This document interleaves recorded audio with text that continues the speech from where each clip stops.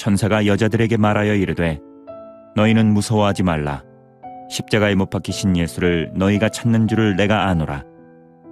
그가 여기 계시지 않고 그가 말씀하시던 대로 살아나셨느니라. 와서 그가 누우셨던 곳을 보라. 또 빨리 가서 그의 제자들에게 이르되 그가 죽은 자 가운데서 살아나셨고 너희보다 먼저 갈릴리로 가시나니 거기서 너희가 배우리라 하라. 보라, 내가 너희에게 일렀느니라 하거늘 예수께서 나와 말씀하여 이르시되 하늘과 땅의 모든 권세를 내게 주셨으니 그러므로 너희는 가서 모든 민족을 제자로 삼아 아버지와 아들과 성령의 이름으로 세례를 베풀고 내가 너희에게 분부한 모든 것을 가르쳐 지키게 하라. 볼지어다 내가 세상 끝날까지 너희와 항상 함께 있으리라 하시니라. 이 부활은 온 인류의 소망입니다.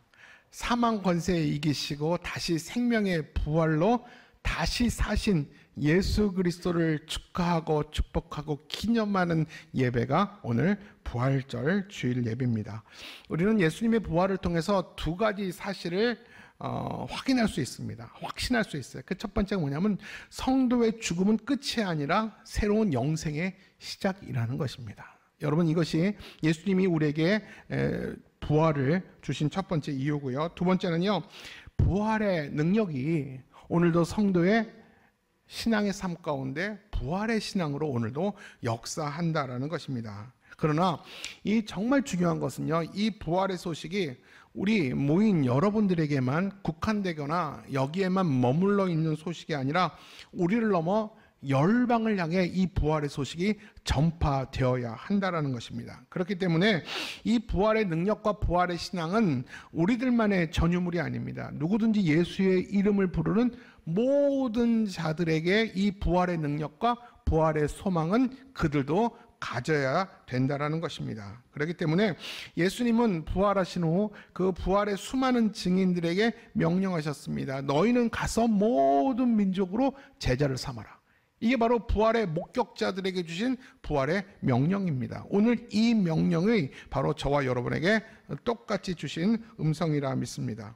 여러분, 이 부활의 복음, 이 부활의 소식이 단지 저와 여러분의 개인의 소망과 위로의 말씀만이 아닙니다. 이 부활의 소식은, 이 부활의 능력과 부활의 복음은 모든 민족을 부르시는 이 선교의 출발점입니다. 그리고 모든 인류를 사랑하시는 이 사랑의 초청이 이 부활이라는 것입니다. 예수님이 유대 땅에서 태어났어요. 그리고 유대 땅에서 죽으셨다고 해서 예수님의 부활이 유대 사람에게만 절대 국한되지 않습니다. 예수님의 부활은 온 인류의 부활이고 모든 민족과 모든 열방을 향한 하나님의 사랑의 초청이 예수 그리스도의 부활이라는 것입니다. 그 증거로 예수님은 그 제자들 보는 앞에서 부활하시며 그 승천하면서 모든 민족을 향해 나아가라. 너희는 가만히 있지 말고 부활을 감추는 자가 되지 말고 부활을 알고 부활을 즐기는 자가 되지 말고 그 부활의 소식을 들었으면 부활의 증인, 부활의 목격자라면 부활의 증인으로 가라. 그래서 모든 민족에게 가라라고 성경은, 예수님은 우리에게 명령을 합니다. 이 명령은 오늘 우리에게도 동일합니다. 오늘 우리는 그 명령에 순종하여 우리가 하나님이 정하신 이 캄보디아 땅에 복음의, 꺼지지 않는 복음의 횃불을 전하기 위해서 우리는 캄보디아 땅에 교회를 개척하려고 합니다. 우리 교회는 올해 설립 50주년을 맞이했습니다. 그래서 작년 10월에 현지 목회자인 미엔과 시나 선교사를 불러들여서 그를 현지 선교사로 임명하고 그들을 다시 파송을 했습니다. 여러분, 제가 이제부터 캄보디아 지역에 대해서 좀 말씀을 드릴 겁니다. 하나님께서 오랫동안 우리 교회가 50주년을 맞이하여 50주년을 맞이하 반세기를 경험한 우리 교회가 하나님께서 많은 은혜를 주시고 우리 교회를 많이 부흥케 하여 주셨습니다.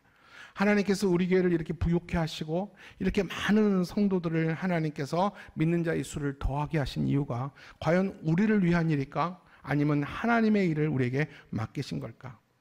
하나님께서 우리 교회를 통해서 하나님의 크신 일을 이루기를 하나님이 원하신다라는 확신이 있었고, 그러면 하나님 우리 교회가 50주년을 맞이하여 어느 지역에 어느 민족에게, 누구에게 복음을 전해야 됩니까? 저는 한 3년 이상 정말 많이 열방을 다녀보기도 하고 정말 기도를 많이 했을 때 하나님이 우리 교회 가운데 저에게 보여주시고 또 우리 교회 가운데 주신 나라는 이 캄보디아였습니다. 캄보디아에서 만남의 복을 주셔서 좋은 선교사님을 만나고 좋은 선교지를 만나고 좋은 현지 선교사들을 붙여주셨습니다.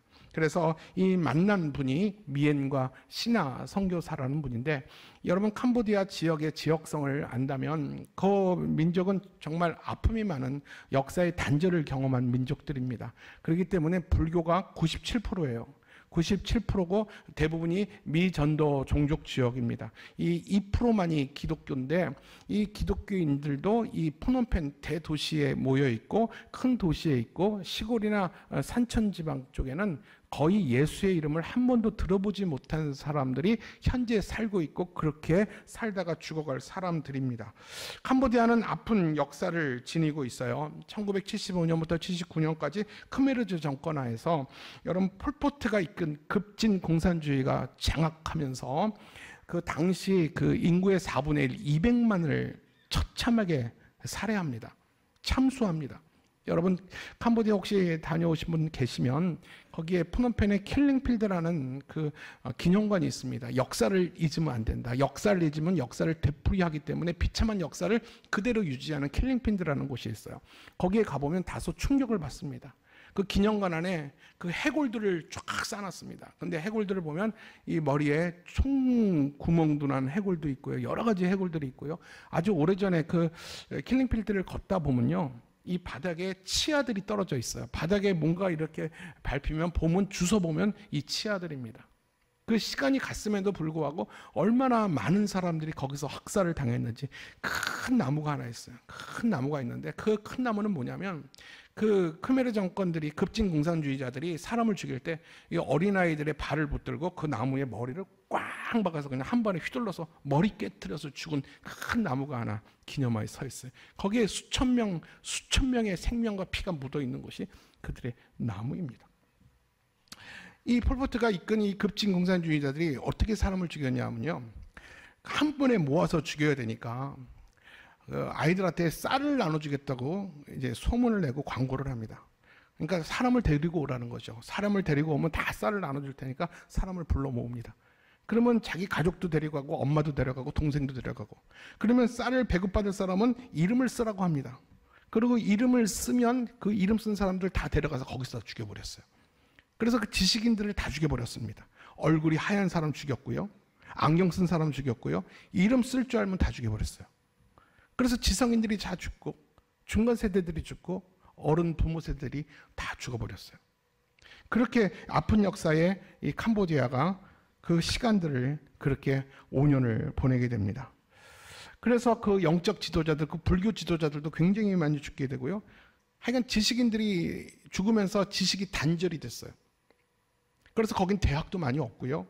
그리고 캄보디아어가 이 뱀의 언어로 쓰여져 있어요. 근데 지금도 캄보디아를 하는 분들이 캄보디아 글을 읽지 못하는 사람이 상당수가 있습니다. 말은 하지만 글을 못 읽습니다. 우리 뿌라산 신학교에 설기도를 그린 분도 글을 못 읽어요. 근데 설기도를 그림으로 그리고 그냥 이장한테 허락받고 그렇게 건물을 짓습니다. 우리는 그 건물을 투자하고 있어요. 근데 그들의 문화예요. 우리랑 다르다고 시비를 하면 안 돼. 그들의 문화예요. 이게 정말 비참하죠. 이 지식이 이어지지 않은 것이죠. 이로 인해 그 캄보디아 사람들은요, 굉장히 지금 이 4년, 5년의 그 문화 타격으로 인해서 상처와 고통이 많습니다.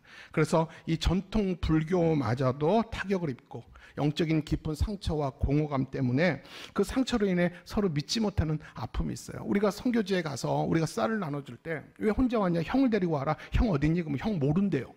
왜냐하면 고발하고 형이 어디 있는지 알면 죽음을 당할까 봐.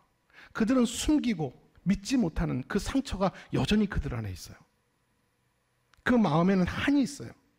어떤 면에 보면 우리가 전쟁을 2번 겪은 우리나라와 이 정서가 비슷해요. 우리나라가 정말 미개했을 조선 때가 있지 않았습니까? 그때 복음이 들어오고 우리가 얼마나 많은 사람들을 경계하며 그 쌀을 주고 분유거리를 준다고 할 때 누구나 가서 그 분유 한 그릇 얻어먹기 위해서 얼마나 우리가 모여들었습니까? 바로 그때가 캄보디아 역사랑 정말 다르지 않다라는 거예요.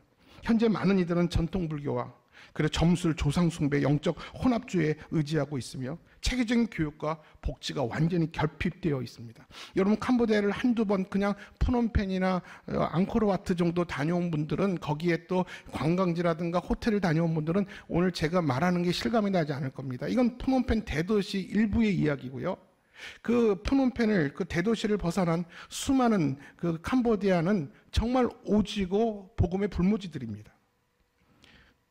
그래서 지금이야말로 교육과 복음으로 인해 그들의 삶의 각 영역에 영향을 끼침으로 주님의 주권을 드러낼 수 있는 영역 복음, 영역 선교가 필요한 때가 바로 지금이라고 생각해요. 농촌과 빈민층은 교육 접근성이 낮아서 거기서 아동 노동, 그 어린 애들이 학교도 못 가고요. 정말 맨발로 정말 이 돌을 줍고, 이 손에 지문이 없어요. 돌을 짚고. 정말 이 아동 노동이 너무 심각하고요. 먹고 살아야 되니까 10살도 안 된 애가 할아버지와 결혼을 합니다. 생계를 위해서. 조혼이 있고, 그리고 그 안에 가정폭력이 만연되어 있습니다. 또한 의료 서비스가 열악하여서 여러 가지 감염병에 노출되어 있어요. 그나마 참 다행인 것은요, 지금까지 그 교회와 복음이 들어갔어요. 여러분, 태국이나 필리핀들은요, 관광지도 있고 골프장도 있어요. 그래서 한국 사람들이 많이 갑니다. 그러다 보니까 많이 개발됐고요. 그리고 그 나라들은 잘 살아요. 근데 여러분, 캄보디아는 5시간 반을 비행기에서 가야 되는데 비행기 값이 너무너무 비싸요. 우리가 48만 원에 끊었는데 일주일 뒤에 89만 원이 됐어요. 이 비행기가 많이 안 가요. 갈 사람들이 없는 거예요. 그 캄보디아 가는 한국 사람 딱 두 부류라고 그러더라고요. 사업 때문에 가는 거, 아니면 선교사들. 많이 안 가요. 관광지가 있나요? 골프장에 있나요? 관광할 곳이 있나요? 많이 가지 않습니다. 그러다 보니까 우리가 지금 이 머릿속에 이 캄보디아에 대한 관심이 많이 없어요. 이 동남아 중에서 이 캄보디아는 세 손가락 안에 꼽히는 아주 가난한 나라가 캄보디아입니다. 그래서 지금까지 이 캄보디아를 잊지 않고 하나님께서는 계속해서 한국 교회를 캄보디아에 보냈어요. 선교사로 보내고 학교를 세우려고 보냈어요. 그래서 이 교회와 복음이 들어가서 기여한 것은 단지 영혼 구원뿐만 아니었어요. 교육, 의료, 아동보호, 공동체 개발 등 사회적 변화에 실질적인 기여를 정말 교회들이 많이 해왔습니다. 그래서 지금 이 어느 지역이든 교회가 들어가 있는 지역은 교회에 대한 굉장히 좋은 이미지가 있어요. 교회는 먹을 것을 주고 교육을 가르치고 영어를 가르치고 그들의 병을 치유해주고 그들에게 옷을 나눠주잖아요. 그렇기 때문에 그 교회가 들어온 지역, 교회를 경험한 아이들은요, 교회에 대해서 굉장히 좋은 이미지가 있어요. 캄보디아는요, 60% 이상이 30대 미만이에요. 그 이상은 다 이미 죽은 거예요. 여러분, 말이 200만이지, 뭐 150만에서 200만이라고 하는데, 여러분 4분의 1이 죽었어요. 이 도심에 살고 있는 조금 이렇게 소위 지성인들은 다 죽었다고 생각하면 돼요. 자기 이름 쓸 줄 아는 사람은 다 죽었어요. 여러분 같으면 다 죽었어요. 저나 여러분들은. 이게 그런 어려움 속에 있어서 지금은 이 교육이 단절된 30세 이하의 청년들입니다. 여러분, 이 젊은이들은요, 요즘 인터넷과 SNS에 이제 많이 이제 세계 문화와 가치관에 있어서 관심도 많이 갖게 되고 또 새로운 변화에 대한 갈망이 굉장히 큽니다. 이 캄보디아가 불교 국가라고 하지만 그건 기성 부모들이 그 국가가 내면적으로 또 외부적으로 공식적으로 말하는 게 불교 국가지, 젊은 아이들은 불교 문화 속에 자라지만 그 불교의 스피릿과 마인드가 깊지 않아요. 이 아이들은 오히려 인터넷에, SNS에 이 세계 문화와 K-팝에 훨씬 더 관심이 많습니다. 한국에 관심이 많아요. 그리고 캄보디아는 그 중국 자본과 중국 기술이 들어와 있어요. 이 캄보디아는 미개한 나라고 이 자본과 기술도 없기 때문에 건물도 번번하게 세우지를 못해요. 그러니까 중국 자본이 다 들어와서 그 건물을 세워가고 있고요. 그 캄보디아의 위쪽 지방에 하면 시아누쿠빌이라는 동네가 있는데 유일하게 바다 쪽에 있어요. 메콩강을 흐르고 있는데 바다 쪽 마을이 있는데 이 중국 사람들이 어떻게 알고 들어가가지고 거기를 다 개발했어요. 그 땅을 다 샀어요. 그리고 도박장으로 다 만들었어요. 그리고 푸놈펜 수도에서 시아누쿠까지 가려면 비포정도로 4시간 반, 5시간, 6시간을 가야 되는데 자기들이 도박장 가려고 중국 기술과 중국 자본 고속도로를 뚫었어요. 그래서 거기 2시간 만이면 가요. 얼마나 편한지 몰라요. 그 고속도로를 타니까. 그만큼 중국 사람들이 이 시아누쿠비를 다 사버리고 이 푸놈펜에서 좋은 호텔들, 좋은 건물들은 다 중국이 장악해버렸어요. 그러니까 이 중국들이 주인이고 이 캄보디아 원주민들은 그들의 종처럼 지금 살고 있어요. 왜냐하면 배운 게 없으니까, 가진 돈이 없으니까. 그러니까 이 캄보디아 정부도요, 이 외국 기업이나 외국 자원들을 굉장히 모른 척하면서 긍정적으로 받아주고 있어요. 그렇기 때문에 지금 영어나 교육을 통해서 복음을 자연스럽게 젊은이들한테 전할 수 있는 기회가 많고요. 그들은 이 복음을 받을 가능성이 상당히 많습니다. 또한 복음화된 이들의 미래는 결국 캄보디아 교회의 미래가 될 수 있어요. 저는 지금이 그런 아주 좋은 기회라고 생각합니다. 다행인 것은 캄보디아는 다른 불교 국가에 비해서 선교에 대해 비교적 관용적이에요. 왜냐하면 내가 보니까 관용하려고 관용한 게 아니라 나라가 너무 어려우니까. 기독교 국가라든가 이 빵을 가지고 들어오니까 자기 국민들 자국의 생존을 위해서 열 수밖에 없는 거예요. 그러다 보니까 불교 이 마인드가 흐려질 수밖에 없어요. 그래서 굉장히 기독교 선교에 대해서 관용적입니다. 어떤 선교사님이 그러더라고요. 한 기독교가 자기네 나라에서 5%가 될 때까지 봐주고 있다. 지금 2%예요. 5% 될 때까지 봐주고 있다라는 이런 말도 있습니다. 그래서 정부는 NGO나 교육 등을 통해서 외국인들의 활동을 공식적으로 허용하고 있어요. 그래서 오랜 시간 동안 좀 규모 있는 교회, 선교적 마인드가 있는 교회들은 계속해서 거기에 선교사를 보내고 학교를 세우기 시작합니다. 거긴 불교 학교이기 때문에 우리가 단기적으로 선교를 가서 아이들에게 쌀 나눠주고 아이들에게 옷 주고 돌아와봤자 아무 필요가 없어요. 걔네들은 초등학교, 중학교, 고등학교 불교 학교에서 완전히 불교로 쩌들기 때문에 금방 복음을 잃어버립니다. 그래서 이 장기적으로 그 아이들이 좋은 굿 크리스찬으로 되기 위해서는 이 학교를 세워야 돼요. 그래서 주일학교, 그래서 유치원, 초등학교, 중학교, 고등학교, 대학교까지 이렇게 한 건물 안에서 대학까지 만든 학교가 캄보디아에는 상당히 많습니다. 그래서 한국 규모 있는 교회들은요, 이미 선교사들을 보내고 기독학교들을 합법적으로 공식적으로 학교를 세워가고 있습니다. 그래서 학교가 또 하나의 학교를 세우고 교회가 또 하나의 교회를 세워가면서 학교 안에서 교회 안에서 제자 훈련이 만들어지기 시작하고 30세 이하 열린 아이들은 인터넷에 세계 문화에 열린 아이들은 그 말씀에 그 마음을 열기 시작하면서 그들은 차츰차츰 말씀 안에서 진리 안에서 성장해 가고 있다는 거예요. 그래서 하나님은 캄보디아는 하나님께서 복음을 위해서 열어놓으신 나라입니다. 제가 보니까 이게 어느 때까지 열릴지 모르지만 당분간 하나님께서는 캄보디아 가운데 복음의 문, 선교의 문을 활짝 열어놓으셨어요. 지금이 바로 그때입니다. 캄보디아는 외형적으로는 불교 국가예요. 그러나 이 내면적으로는 영적인 공허와 치유받지 못한 아픔이 가득한 나라입니다. 이러한 땅에 예수 그리스도의 복음이 저는 절실히 필요하다고 저는 믿습니다. 말씀이 그 땅에 들어가면 사람들은 새롭게 되고 공동체는 변하고 영혼들은 살며 그 나라의 미래는 바뀌게 될 줄 믿습니다.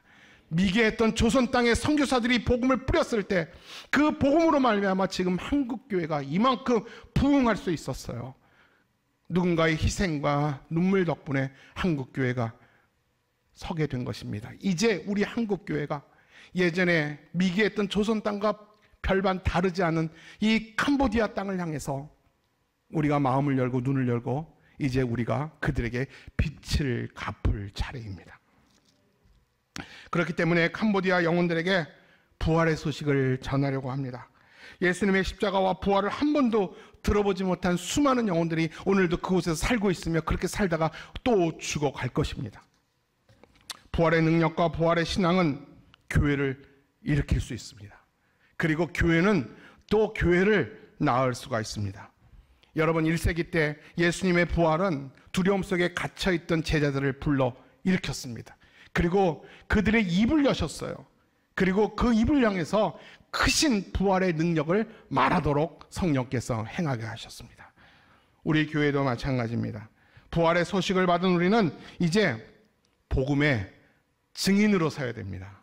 부활의 목격자인 저와 여러분은 이제 뒤돌아서서 부활의 증인으로 살아야 됩니다. 이것은 선택의 문제가 아니라 당위적인 문제입니다. 우리가 세운 뿌라사 신화교회에서 어린아이들과 우리 부모들이 함께 하나님께 예배할 때 그것은 굉장히 열악합니다. 27평밖에 안 되는 교회를 지을 겁니다. 여러분, 이 뿌라사 신화교회는 이 건달 안에, 건달이라는 게 이 경기도 같은 거거든요. 건달 안에 브라삿이라는 이 오지 동네에 교회를 세울 건데, 우리가 기공예배 드리기 위해서 버스를 타고 몇 시간을 이 비포장도로를 달려야 했습니다. 사람이 이런 곳에서 살까? 살고 있더라고요. 우리가 그곳에 도착할 때 수많은 주민들이 옷 깨끗한 옷을 입고 나왔어요. 외국인들이 온다고. 그들은 외국인을 처음 보는 사람도 많았어요. 어떻게 이런 곳에 사람이 살지? 어떻게 이런 비위생적인 곳에서 사람이 먹지? 뭐 그런 곳에서 그들이 살고 있었고 그들이 기다리고 있었어요. 그들이 있잖아요. 예배드리는 우리가 건축하는 곳은 뭐 이런 철근 콘크리트 건물이 아니에요. 저와 여러분이 함께 세워줄 그 교회는요, 그 8개의 폴대를 꽂고 위에다가 수상가옥을 짓습니다. 그리고 7, 8, 9, 10, 11월이 되면 4개월 동안 메콩강이 범람해서 우기어서 물이 바로 집 밑에까지 차요. 그러면 그들은 배를 타고 다닙니다. 바로 그곳에 예배당을 세우는데 사람들은 너무 많아요. 아이들은 너무 많아요. 근데 교회가 없어요. 이 불교 국가이기 때문에 나름대로 질서와 예의가 있습니다. 사원이 있으면 그 10km 반경에는 절대 교회를 지을 수가 없어요. 근데 이 뿌라사 신화 지역은 너무너무 오지예요. 그래서 절간도 들어오지 않았어요. 근데 사람들이 2,000명 이상이 살아요. 그곳에 하나님의 마음이 있더라고요. 그곳에 허름하지만 열악하지만 뿌라사 신화교회를 우리가 세우려고 합니다.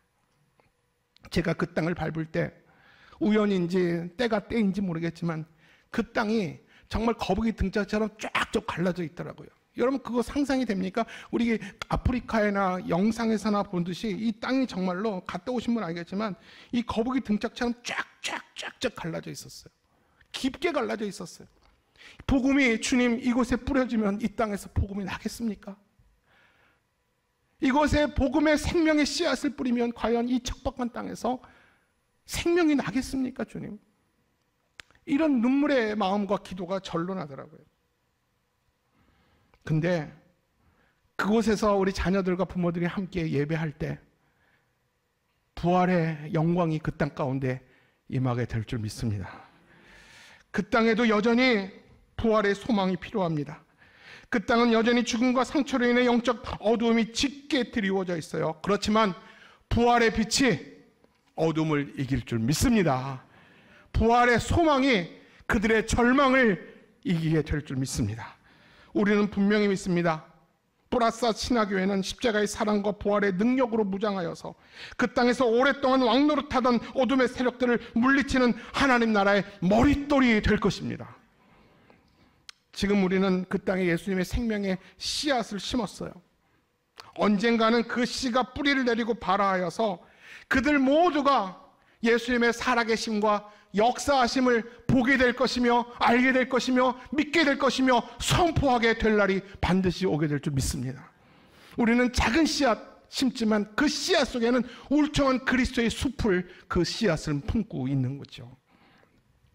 말씀을 정리합니다. 사랑하는 여러분, 우리는 오늘 부활의 증인으로 부름받았어요. 지금까지는 우리는 누군가에게 영향을 받고 누군가를 따라 살았어요. 이제 우리는 팔로워도 아니에요. 인플루언스도 아니고요. 누군가에게 임팩트, 누군가에게 영향을 끼칠 수 있는 임팩터가 되어야 됩니다. 복음으로 변화를 일으키는 사람이 되어야 됩니다. 우리가 복음에 영향을 받고 여기까지 왔잖아요. 그 은혜로 여기까지 왔잖아요. 그렇다면 이제 우리는 복음으로 주가 가라 하시는 곳에 모든 민족을 향하여 제자를 삼으라고 하나님이 손가락으로 가리키는 그 방향을 향해서 주님의 심장 가지고 복음으로 그들을 변화시키고 일으키는 일에 우리가 가야 되지 않겠습니까? 언제 나만을 위해 살겠어요? 언제까지 여러분의 자녀만을 위해 살겠어요?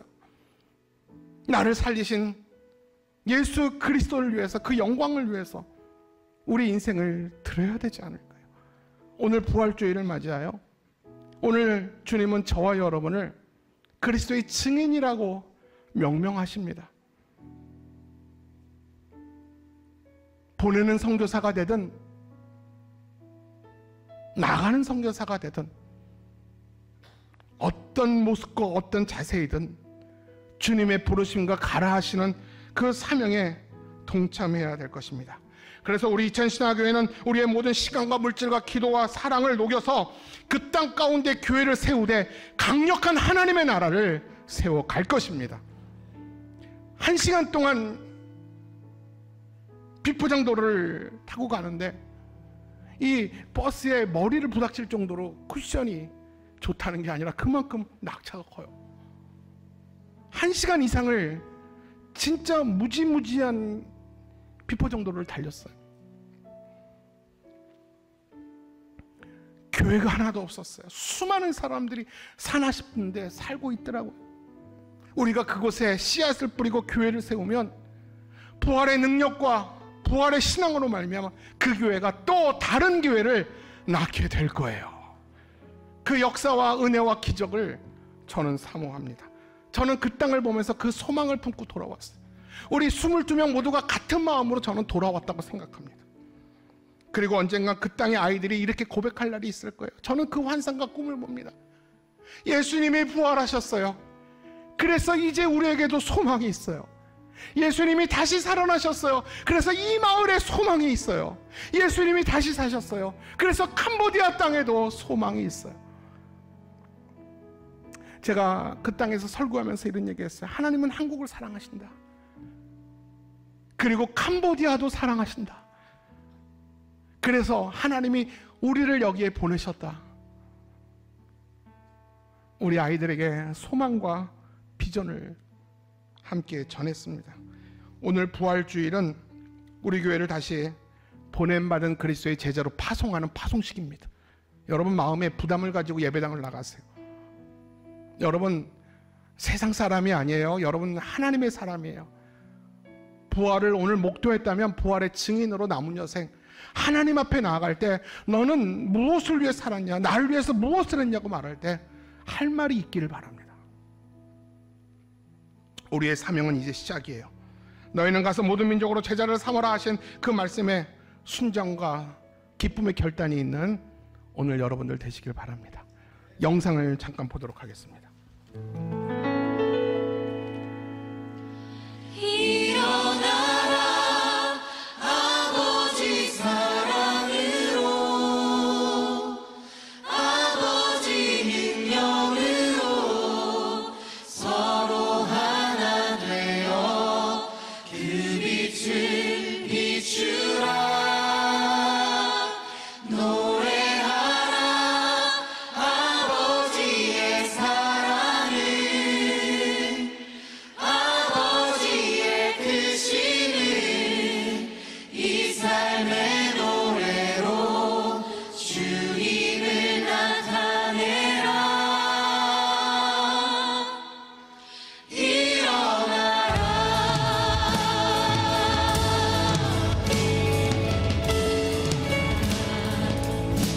우리 세상의 빛 어둠을 밝히는 하나님의 편지 나타내는 주의 교회를 통해 세상이 주를 보리라. 일어나라 아버지 사랑으로 아버지 능력으로 서로 អូនគិតមិនដែរសម្រាប់ការសាងសង់ព្រះវិហារនៅទីនេះបាទខ្ញុំវាថាបងក៏ព្រះវិហារនៅជិតពួកខ្ញុំហើយនឹងមានដីហើយនឹងមានដីធំទូលាយខ្ញុំចង់ឲ្យព្រះវិហាររបស់យើងមានសុខភាពឬក៏កម្មវិធីអីខ្លះខ្ញុំចង់ឲ្យកម្មវិធីព្រះវិហារយើងមានកម្មវិធីថ្វាយបង្គំរៀនភាសាអង់គ្លេសចិនកូរ៉េដូចរៀនកូរ៉េរៀនកុំព្យូទ័រនិងមានកន្លែងវេលាសម្រាប់ឲ្យក្មេងលេងរៀនចម្រៀងឬរៀនប្រលបាំមិនមែនថាយើងថាហើយយើងតាមហើយយើងមកថាយើងនឹងតាមលោបែបមិនតាមទៅពេលដែលយើងបានសាងសង់ព្រះវិហារចាមានការផ្លាស់ប្ដូរដូចជាខ្ញុំអាចស្គាល់ព្រះយេស៊ូវបានច្រើនហើយខ្ញុំអាចមកថ្វាយបង្គំជារៀងរាល់ថ្ងៃហើយខ្ញុំអាចរៀនបានច្រើនភាសាចឹងអូននៅពេលដែលព្រះ វិហារនេះបានសាងសង់រួចហើយតើអូននឹងចូលរួមសកម្មភាពបែបម៉េចលើនេះ ចាខ្ញុំចូលរួមដូចជាអធិដ្ឋានហើយទៀតនឹងសម្អាតក្នុងវិហារនឹងវិសាផ្សេងៗទៀត វិហារនេះមានន័យយ៉ាងណាសម្រាប់យើង មានន័យពីព្រោះយើងបានស្គាល់ព្រះយេស៊ូវបានថ្វាយបង្គំនៅទីនេះនិងបានស្វែងយល់ពីព្រះយេស៊ូវជាច្រើន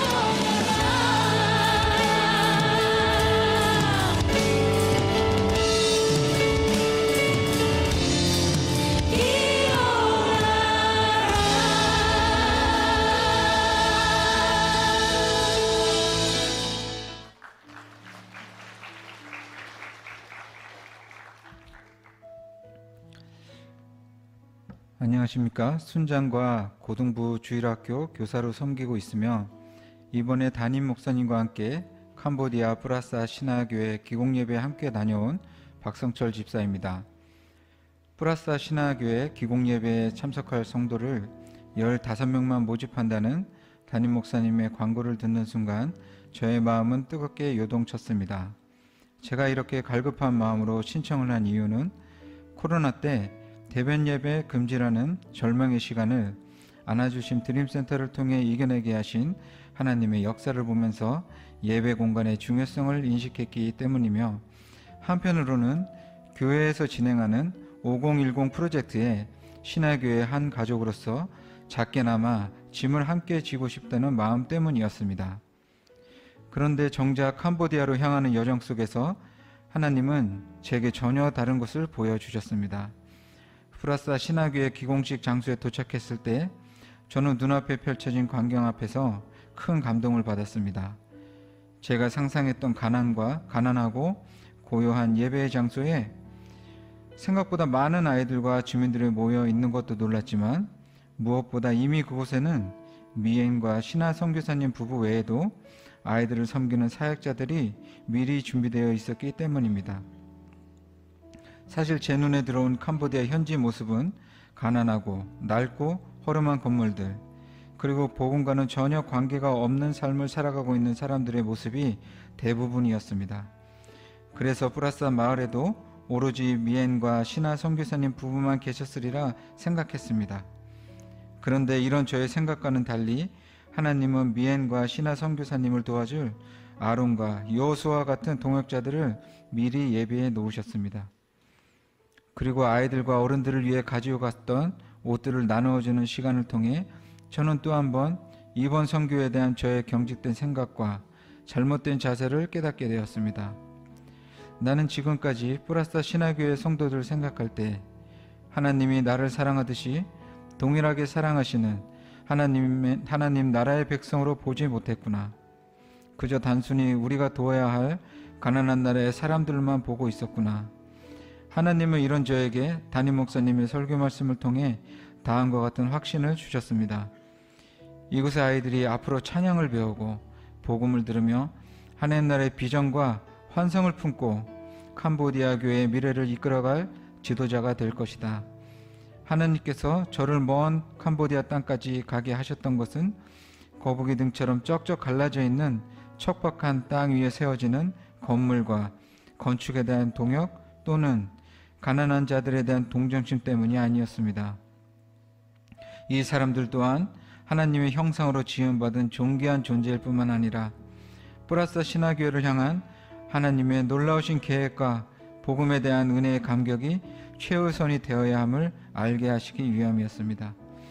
그 은혜에 감격하며 담임 목사님의 인도를 따라 뿌라사 신화교회와 미엔과 신화교회 선교사님을 위해 신하 선교사님을 위해 기도를 올려드리는 제 마음에는 가난하고 나약한 모습의 교회가 아니라 이천 신화교회처럼 성령 충만, 말씀 충만으로 가득한 뿌라사 신화교회의 모습이 이미 그려지고 있었습니다. 이제 7월이 되면 교회가 완공되고 입당 예배를 드리게 될 것입니다.